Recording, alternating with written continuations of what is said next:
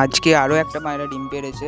পায়রাগুলো কিন্তু নিচতে ডিম পেড়ে দিয়েছিল। আমি ডিমগুলোকে একটা চুবড়ির মধ্যে তুলে দিয়েছি, আর চুবড়ির ওপরেই কিন্তু ডিমগুলো তা দিচ্ছে। আশা করি ডিমগুলো ফুটে যাবে। আমি বনো পায়রাগুলোকে 2টো ডিম দিয়েছিলাম, কিন্তু পায়রাগুলো বেরোনোর সময় একটা ডিম পড়ে ভেঙে গেছে। অনেক দিন ছাদের গাছগুলো দেখানো হয়নি, তাই ভাবলাম আজকে গাছগুলো দেখাবো। তাই আমি ছাদে চলে এলাম, আর ছাদে এসে দেখলাম কত ফুল ফুটেছে। দেখো বন্ধুরা, কত ফুল ফুটেছে। আমার টাইম ফুলের গাছ কিন্তু অনেক রকম কালেকশানের আছে।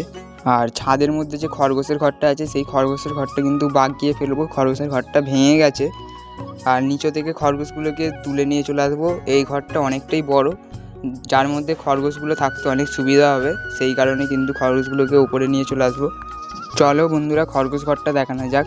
এখানে যে খরগোশ ঘরটা আছে, এই খরগোশ ঘরটার কথাই আমি বলছিলাম। এই যে নিচে এই যে কোণটা আছে দরজার, এই কোণটা ভেঙে গেছে বলতে কি, ভেতর থেকে খরগোশগুলো খেয়ে নিয়েছে। আর ভিডিওটা ভালো লাগলে সাবস্ক্রাইব